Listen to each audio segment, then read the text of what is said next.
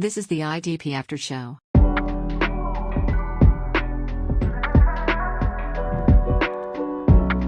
Hello and welcome to the IDP After Show. I am your host, Jeff Pomazal. In this episode of the IDP After Show, my co-host Evan Ringler and I are going to be taking a close look at some early season ADP battles and offer some insight as to who, and maybe more importantly, why we would choose one player over another as we play a little keep, trade, cut. Evan and I are going to take a look at some players tonight who play the same position and are currently being drafted very close together and give you our take and rationale as who you should keep, maybe draft, who you might want to trade, queue up, and who to cut or pass on. Our data is coming from the ADP that's being collected by numerous best ball drafts currently going on over at the IDPshow.com. Best ball drafts numbers 22 and 23 are currently filling, so we have plenty of data to look at some early season trends as we transition from dynasty draft season to full-blown redraft season. All right, first of all, we're going to start with the defensive line position, and we have a early draft decision to make. This is kind of like right at the turn after the end of the first round, kind of coming back in the second, and we're looking at three defensive linemen. First one is Kayvon Thibodeaux. He's currently edge 10. He's going off the board at 14.5. Brian Burns is edge 11. And he's going off the board at 15.1. And finally, we have Khalil Mack going off at edge 12 at 16.4. So, Evan, if you're faced with the decision, you have all three of those on the board, who you liking? I'm going to go with Khalil Mack. Despite his elderly age, he was absolutely amazing from an analytics standpoint last year with a 16% pressure rate and 86 pass rush grade. Those are phenomenal numbers. And Burns and Kayvon have never touched those numbers, especially over the last few years.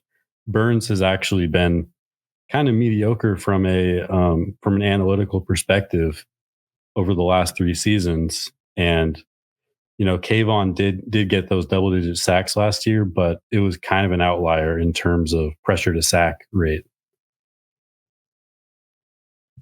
Yeah, I'm kind of with you here too. Even though Mack exploded for 81 points in week 4 when he had that monster game, when he racked up 10 tackles, 6 sacks, and 2 forced fumbles, but that's literally a week winner in best ball. You know, if you draft a guy like Mack and he goes off like that, he's going to explode and he's going to win that week for you. He finished the season with 349 points last year, and even without that 81 point outburst, he still would have finished as a top 10. Clearly ahead of both Thibodeaux and Burns. Even like you said, even at his advanced age, I still think he's going to be needed in that Chargers defense. You know, maybe we get a healthy season of Bosa and that takes a little bit of pressure off him and he's able to do a little bit more or even kind of remain the same.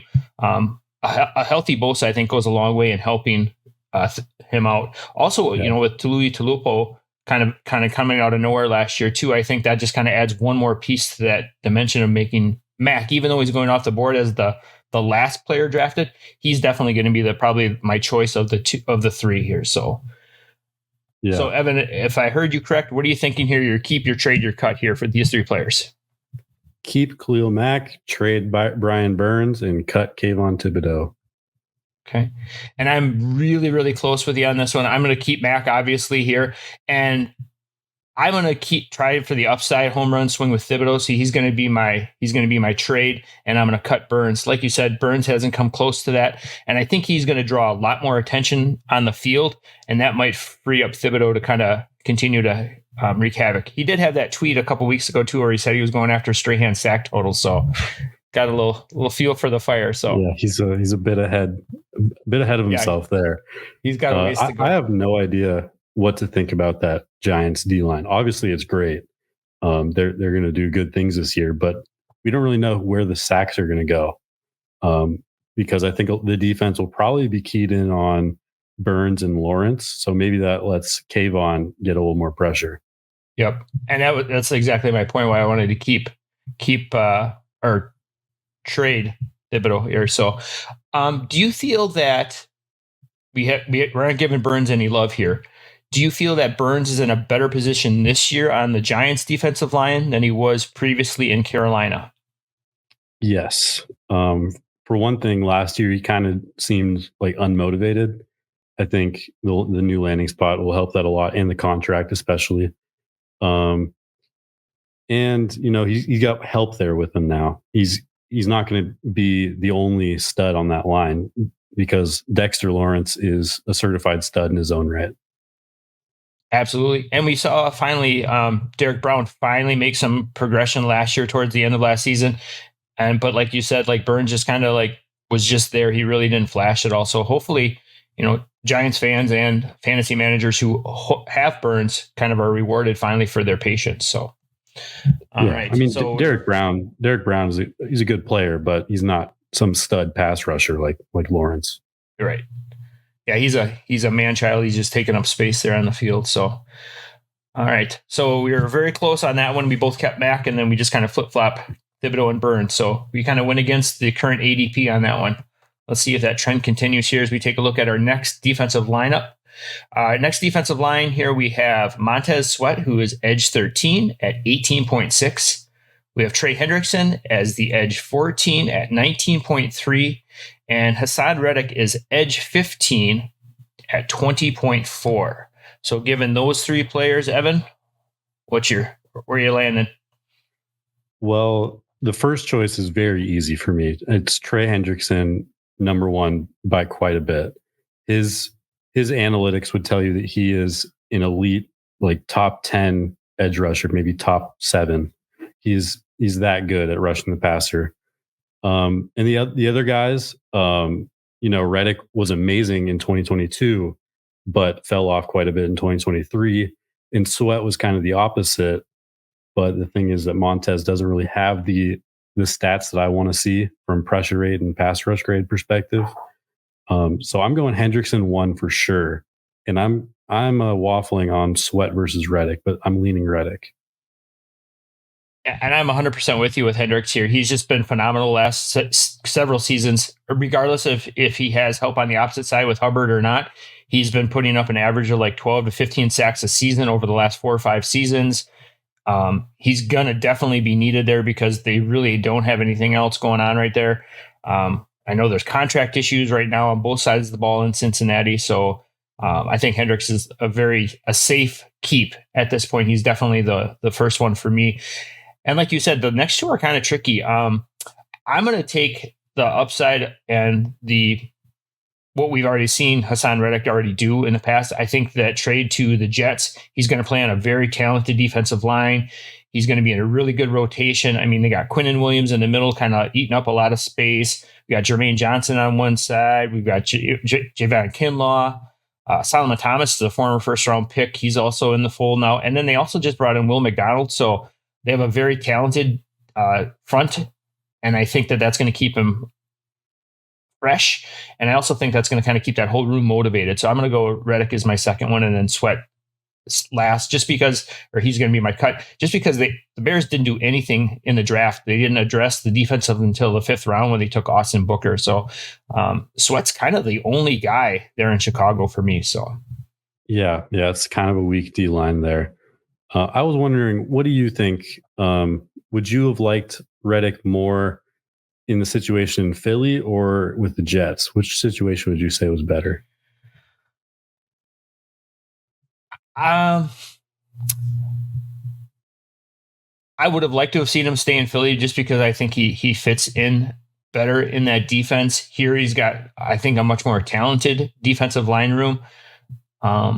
I just like his play there in Philly a little bit more, and I don't know why he had such a down season last year. He from a efficiency standpoint, he didn't really fall off the cliff. He just wasn't getting home like he was in the 2022 season where he just had a massive sack number. So last year he did still put up 11 sacks and 38 tackles. So again, probably not a terrible stat line to kind of replicate there. So how about yourself? Where are you landing?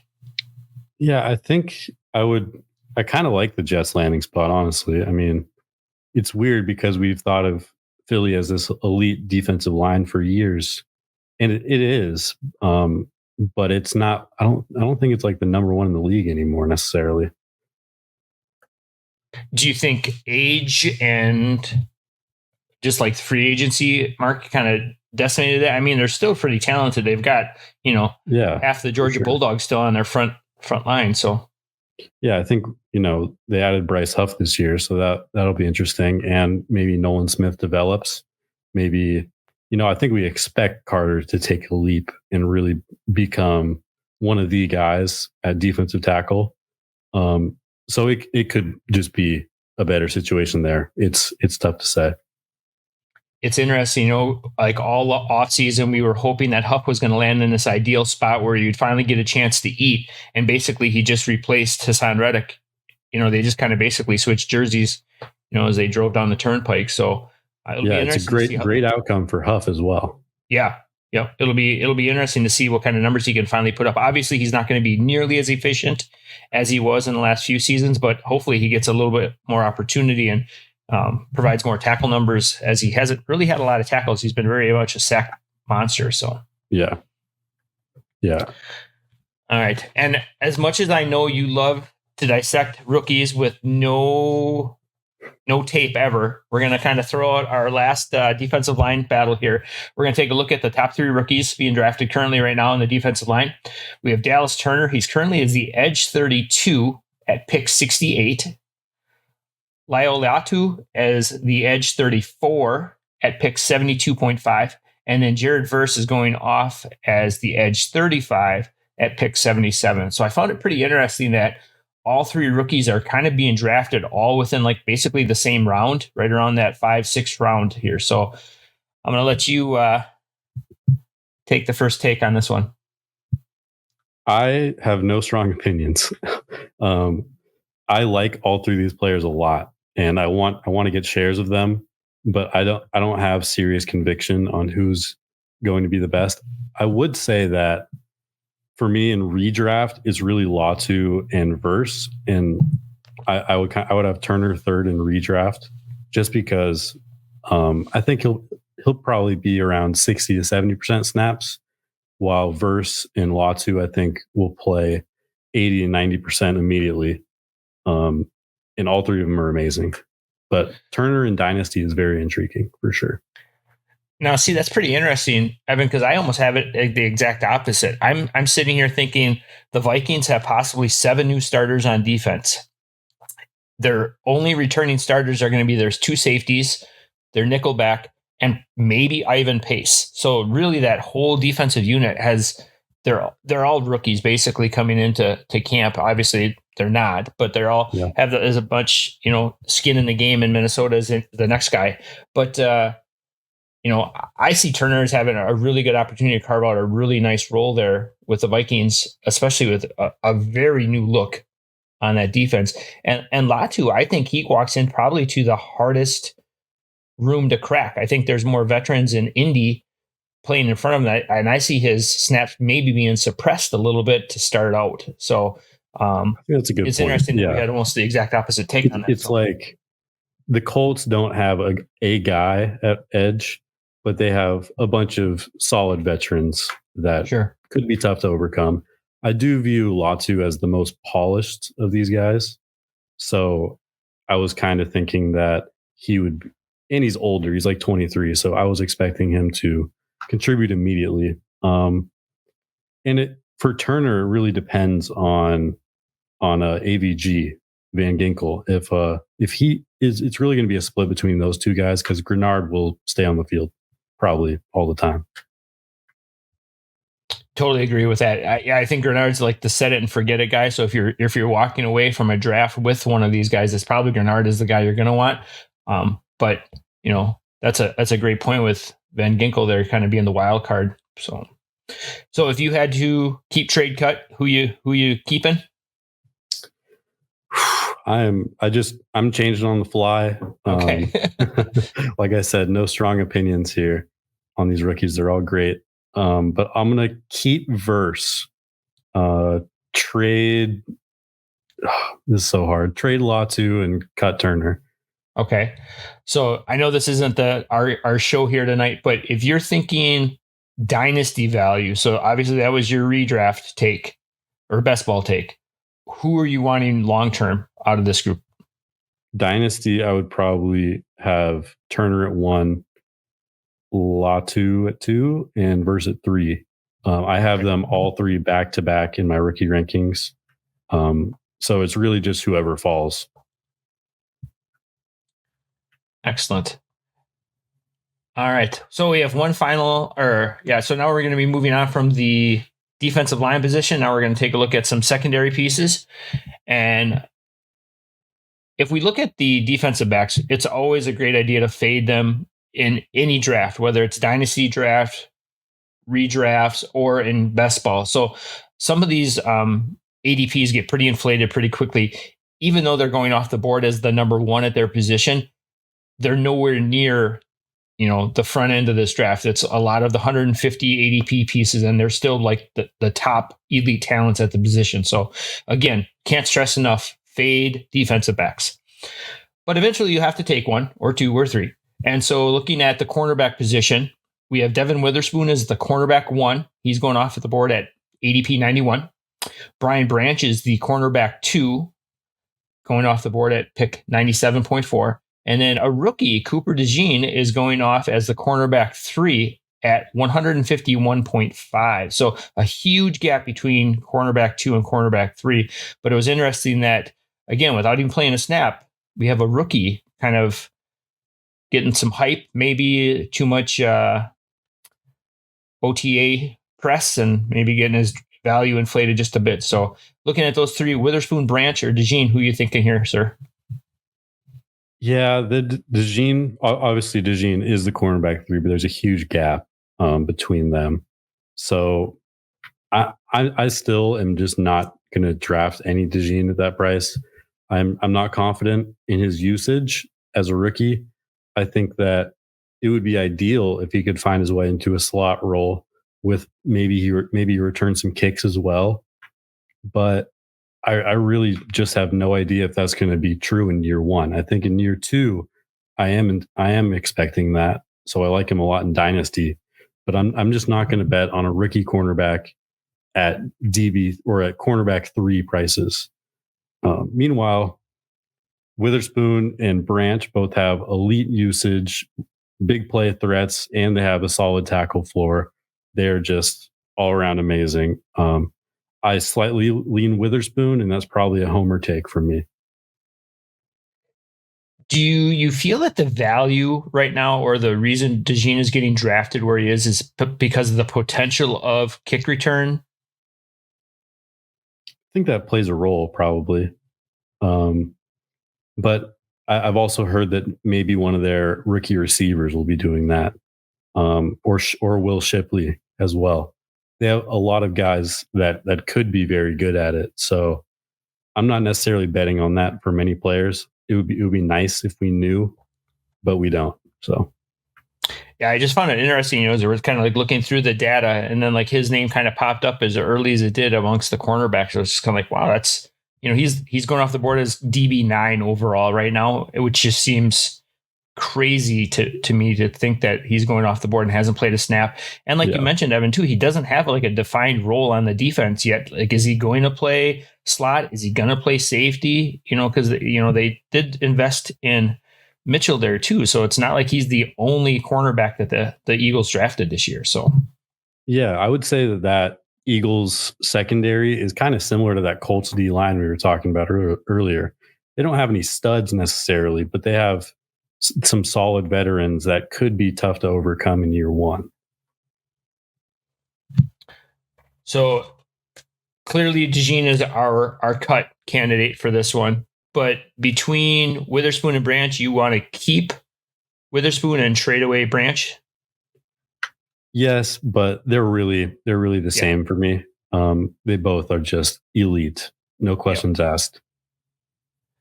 I'm going to lean Branch here as my keep just because he plays more of that slot role and he's going to play a little closer to the line. They both finished amazingly well last season in scoring. Both had mid-70s for tackles. Both had a couple sacks. I guess Witherspoon had 3 sacks, and they both had an interception, and Witherspoon returned that one for a touchdown. So he does offer that big play potential. So like you said, you can't go wrong with these two, but I just like the idea of Branch playing that nickel role a little more, maybe a little more insulated value with his tackles there. So yeah, they're both going to get phenomenal usage. Yeah. All right, our next defensive back matchup is some pretty big names, maybe more big names in hype and in draft capital than actual production. We have Jaquan Brisker, who is the defensive back 7, the safety 5, going off the board at 139.8. We have Isaiah Simmons is the defensive back 8, safety 6, going off the board at 151.2. And then Jeremy Chinn, defensive back 10, safety 7, going off the board at 157.4. So if the year is 2021, this draft might look very, very different than what it is right now in 2024. But Evan, we're in 2024, my friend. Who you got this year? I will say that Isaiah Simmons is probably the worst selection you can make in best ball drafts right now. Last year, he played 33% of the snaps, and the situation hasn't really changed that much. They got rid of, or they didn't sign McKinney, and they brought in Nubin to replace him. Besides that, not much has changed in the linebacker room or the safety room. So I just don't think that Simmons finds a role that's substantial enough to warrant his current ADP. I think is Jeremy he even a starter Chinn, at this point? Is he even a starter for them? No. I would have him obviously behind Okereke and behind McFadden at the linebacker position. Safety, I would think that Pinnock and Nubin were both ahead of him as well.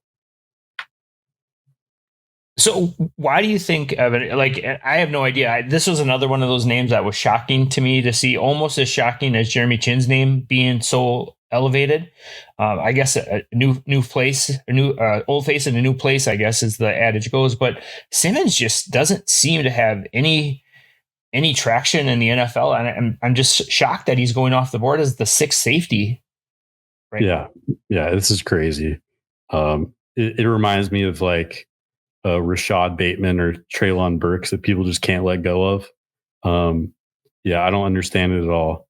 Jeremy Chinn, on the other hand, he was obviously super disappointing last year, but I think that he actually has a path to being a starter.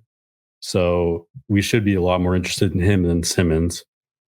And Chinn's usage has generally been pretty good. He gets used in the box quite a bit. So I don't mind him. I love the Chinn call, as I'm assuming he's in the middle. He's going to probably be the trade just because of opportunity. Cameron Curl is no longer in Washington. He's out in LA now with the Rams. So it's him and Derek Forrest. Right. So I think like those two are going to probably be splitting roles. And like you said, he's probably going to be very relevant, have a lot of run there. So and he's a playmaker. Even if his on-field play isn't necessarily the best, he's going to have that big play potential. And then assuming that leaves Brisker as your keep.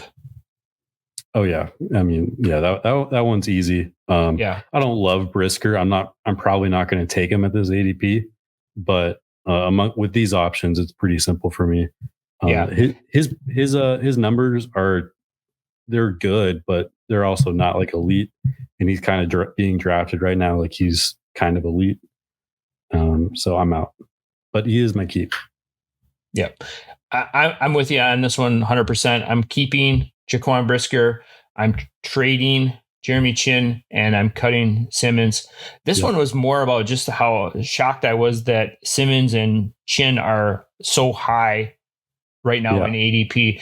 Xavier McKinney right now is behind both of them. He's currently the defensive back 11, safety 8 at that's shocking.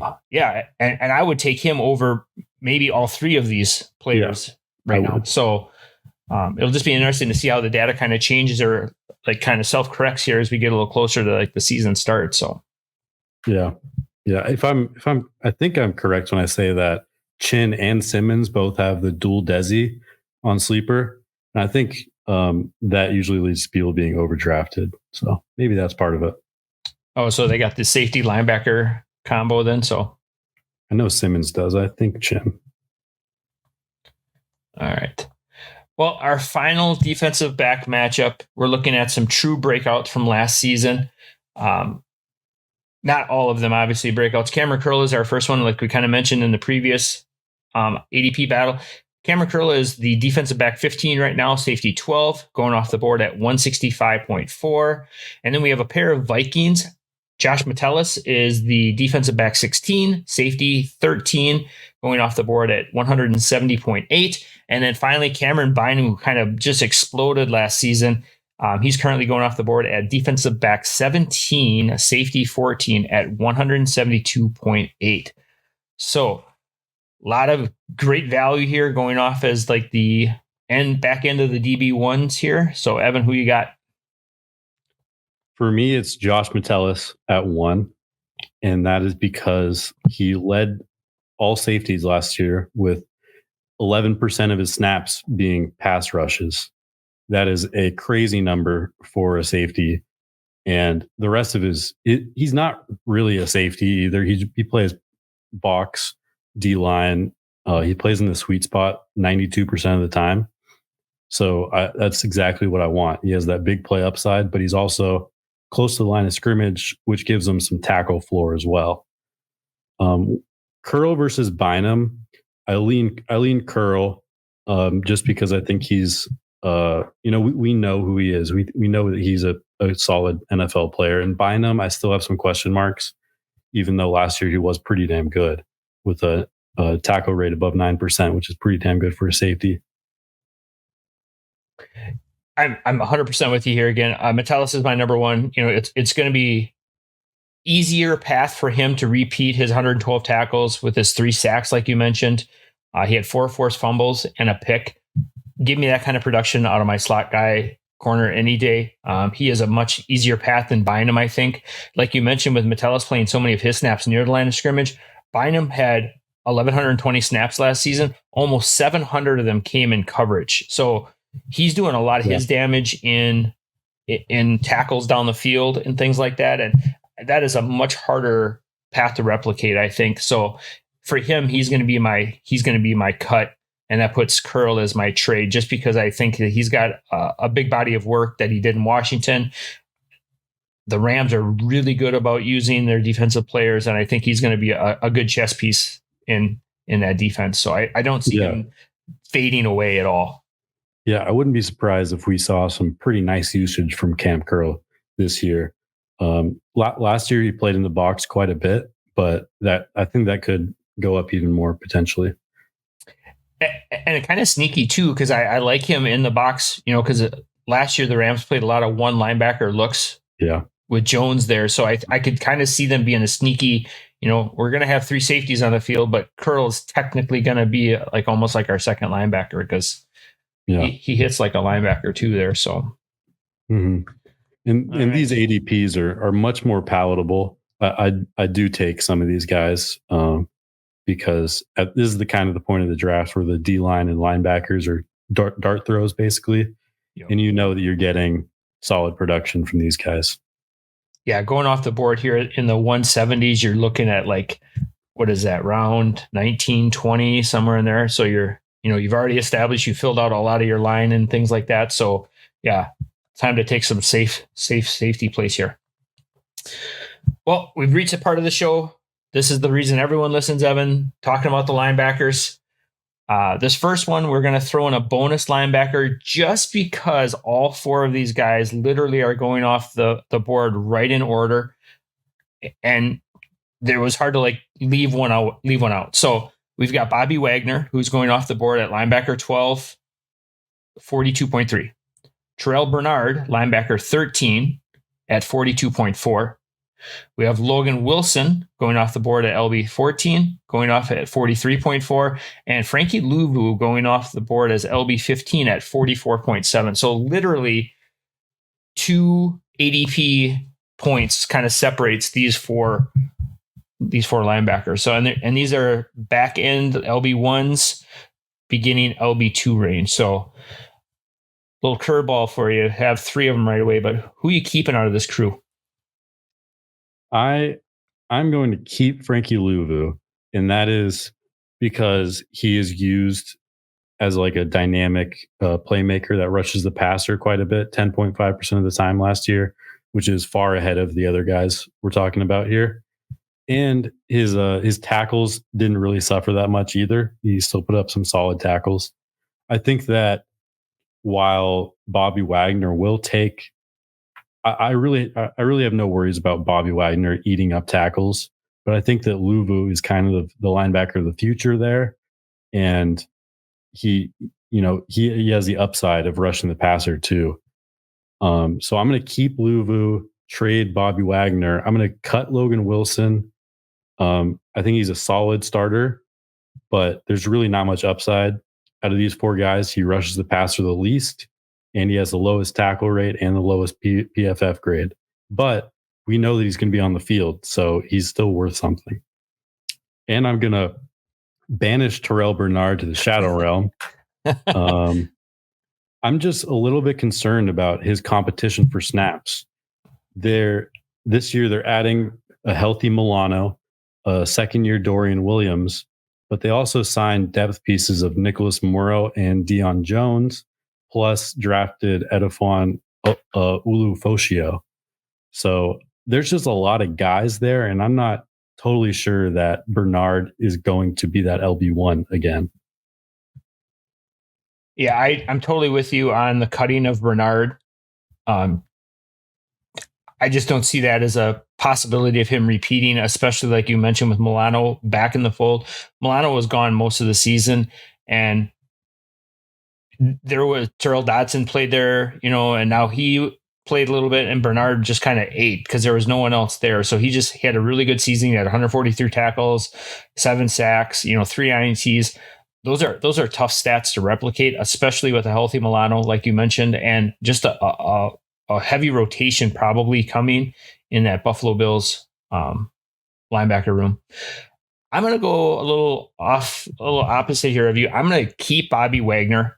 I know that Father Time is undefeated, but I just feel that Bobby Wagner is just like, he just puts himself in positions every week to do well. He had 183 tackles combined last season. He had 4 sacks, which was more than Luvu, even though he had a more efficient, higher pressure rate. And I just feel that like he's going to be that guy that's going to be on the field all the time, racking up the tackles and things like that.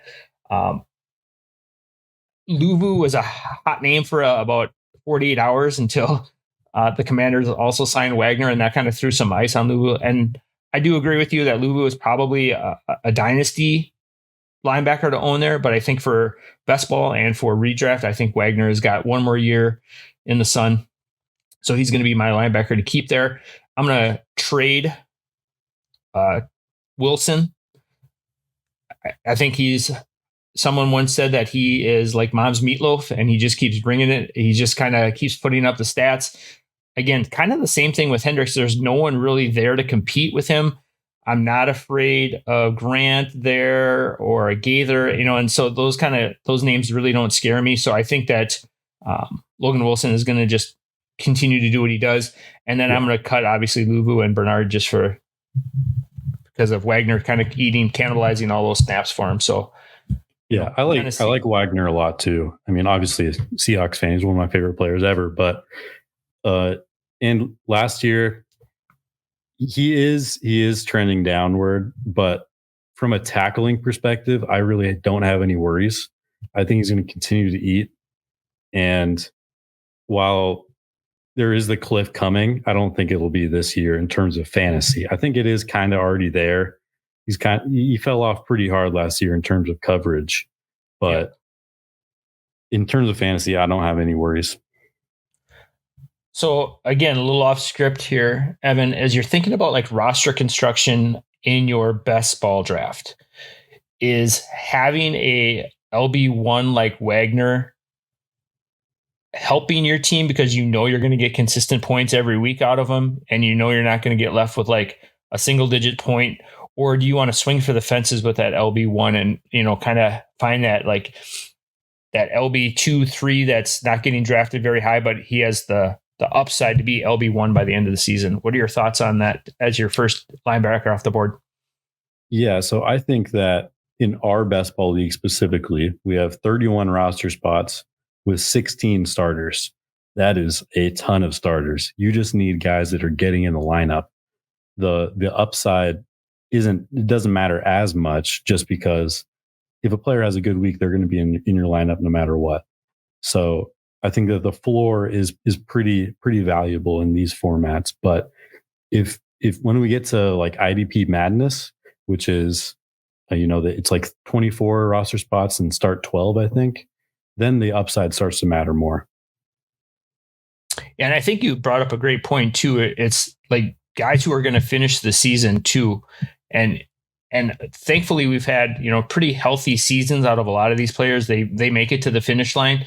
It's one thing, when you play the offensive pieces and you're just kind of like by week 14, 15, you've got, half of your lineup is sitting on IR and you can't do anything about it. But thankfully, knock on wood, we've been really kind of fortunate with the IDP part of the health piece of it. So, yep. All right.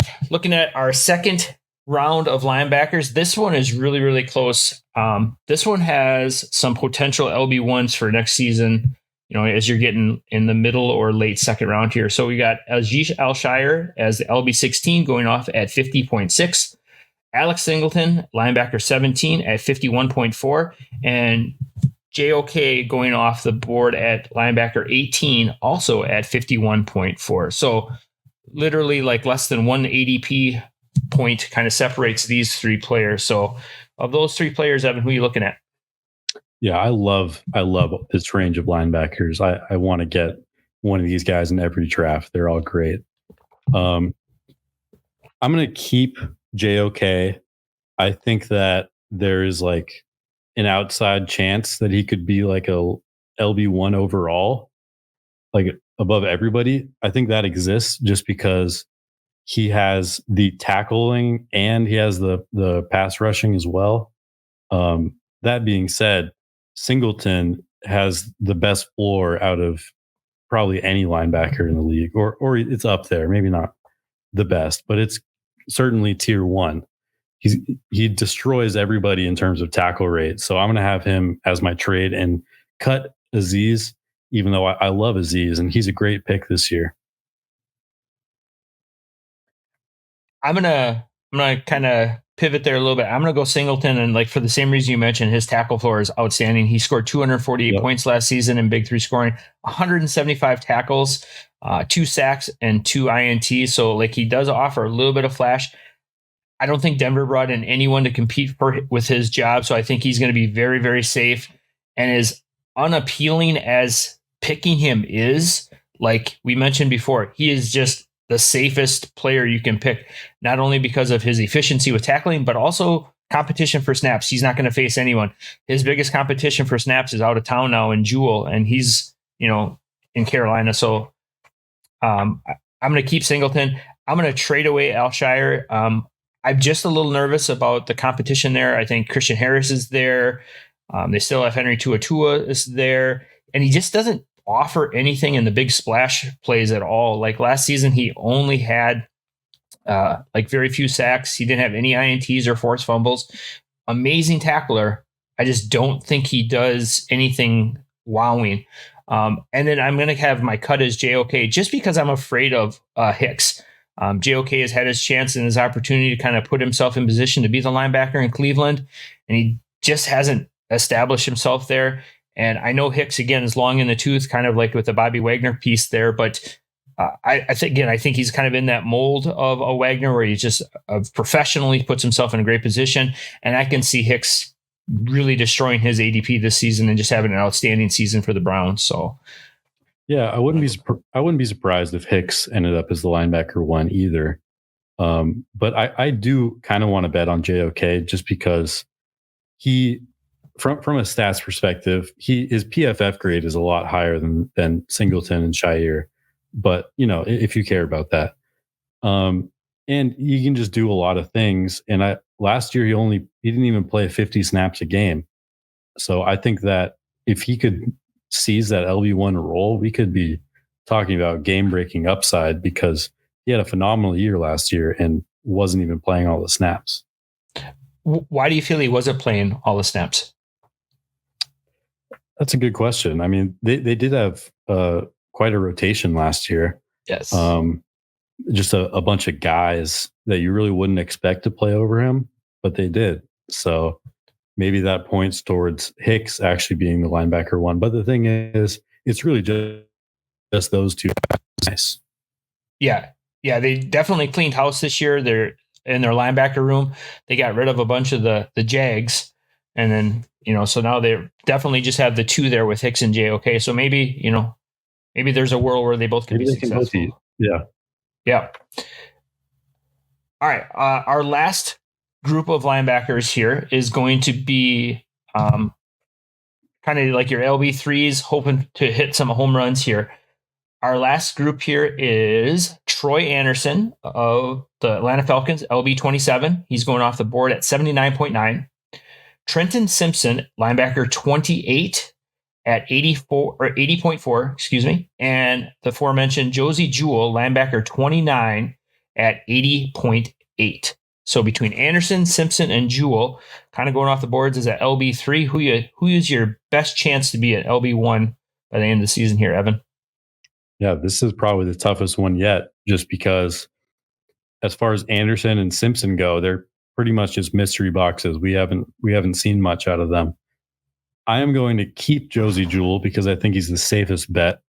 We've seen him produce, and while he might not be elite at anything, he will be on the field for every snap, and that's very valuable. I lean Simpson over Anderson because Simpson is a 99th percentile athlete. He is.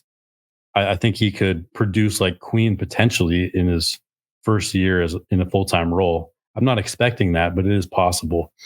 Meanwhile, Anderson, his PFF grades have just been horrible through his first 2 years. And while I do think that I would say that he is their LB1, I don't say it with any certainty at all. I really have no idea what they're going to do there. Yeah, I'm with you on this. I think we are very much the same on this. Jewell is like the only known commodity in all of this, so it's really hard to pass on the given. And Dan Morgan, the Carolina Panthers general manager, was listening the other day, and he was kind of talking about the leadership on defense, and he mentioned Jewell's name like 3 times in a short little interview. So it was kind of telling that they're really going to lean on him this year to be the guy. A very young team, they're going to need some veteran leadership, and I think he's going to be that voice on that defense. And at least for this year, he's probably going to be a safe, LB2 at least. Could potentially be a little higher there. I'm with you with Simpson. The one game that he played at the end of the season for the Ravens, we got to see a flash of what he could do. He had like 6 or 7 tackles and a sack in that game, so I think that made it much easier for the Ravens to let Queen walk. Well, that and he wanted to get the bag. So, but I think that's a glimpse of the future there. And like you mentioned with Anderson, nothing really flashy. He's not this defensive coordinator's like pick. So he's from the old regime. He's got Ellis is there who this defensive coordinator brought over with him from New Orleans. Landman played exceptionally well for a fill-in. Yeah. They drafted J.D. Bertrand out of Notre Dame last year. So that linebacker room in Atlanta suddenly got very full. And I don't know if Anderson's the clear-cut guy there anymore. Ellis seems to be like their pass rusher specialist in the linebacker spot there. So it'll be interesting to see what Anderson, and taking him as my LB3 seems a little rich. Like there's a lot of risk in that pick. And I would much rather have the safety of Jewell, or like we mentioned too, if I get one of these, if I get a Wagner as my first one and a Singleton, maybe I'm going to try to swing for that home run and maybe go for a Simpson with that third linebacker off the board for a team. So yeah, I view Simpson as having a higher floor and a higher ceiling than Anderson, just because we know that he's going to be on the field. They have nobody else behind him. He's going to be playing a lot. He's going to fill right into that Patrick Queen role. And we know he has the upside because of his insane athleticism. So I'm very excited to see what Simpson does this year, and quite worried about Anderson. That's a great point too, about just having, we talked about the crowded room in Atlanta for Anderson. There's really no other linebackers in Baltimore that I mean, Are there any that are even rosterable besides Smith? Not that I can think of. Okay.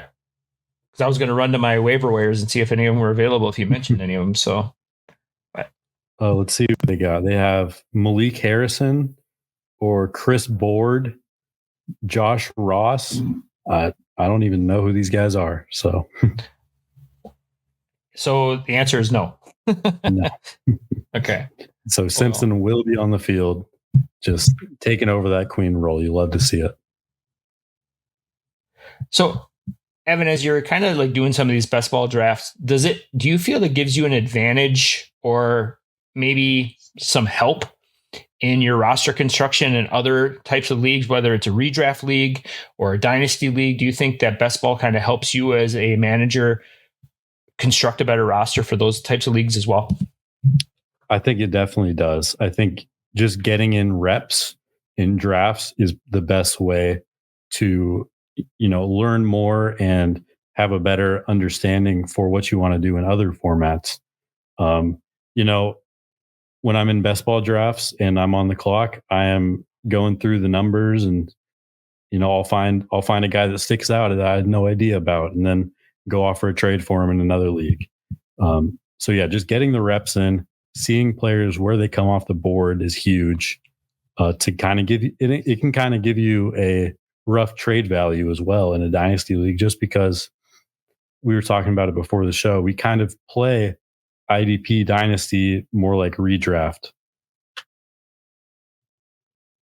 Yeah, and that's a great point. We were mentioned it too. Like the offensive pieces, you can kind of play with that 2 or 3 year window. Those are kind of more established and set. But on the IDP side, there's such turnover from year to year. New defensive schemes, coordinators come in, trades happen, draft picks. There's so much more fluid movement on the defensive side of the ball. So, we were talking, and I definitely play my dynasty leagues on my defensive side much more redraft focus and like 1 year at a time. And there's obviously a couple players that I'm going to like kind of stick and kind of sit on for a year or two, but a lot of the players, especially on the back end and the defensive back position, is just whatever you can get for them. Just keep turning that over. Just keep turning your roster over with them. There's no reason to invest heavily in that position at all. So, yep, for sure. I mean, even the waivers are actually useful at all positions in IDP, which is pretty great. Even in my super deep leagues, you had guys like a Landon Roberts come out of nowhere, or a Nate Landman 2 years ago. There's always guys like that every year. Yep. Yeah, I totally agree with it just helps you. And like you said, the reps, that's the biggest thing, is just kind of being in that drafting mode and mindset. You see players that managers are reaching for, and that might give you an advantage. Like, oh, I'm going to go see if I can acquire him in a league cheap before the news gets out to my league mates. So totally agree with you. Yep. Well, this was fantastic, Evan. We went through a lot of different ADPs, a lot of different positional values, gave some insight. And I think the best part is that we didn't have like a consensus on a lot of these. And I think that's a helpful, healthy thing to do, is not have just that group think mentality when you go into things, and just to kind of think about things from a different perspective sometimes, because that kind of helps you grow as a manager, and also kind of see things from, you don't get that tunnel vision sometimes. So yeah, this was a great conversation. Thanks for having me. Well, we'll definitely do it again. Maybe we'll get some more best ball drafts in, and then see where the ADP kind of change some of these players' values. So let's do it. Let's do it. All right. Well, like we said, that'll do it for this episode of the IDP After Show. Join me next time as I am joined by Mr. Cornerback himself, Johnny the Greek, as we continue our IDP Battle Royale series as we take a look at the AFC, NFC East divisions. To be sure you don't miss that or any of the other episodes, make sure you like, follow, subscribe, hit the comment button below, and be sure to hit that notification button so you never miss an episode of the IDP Show or the IDP After Show. For Evan and myself, we say thank you for tuning in, and we'll catch up with you next time. This was the IDP After Show.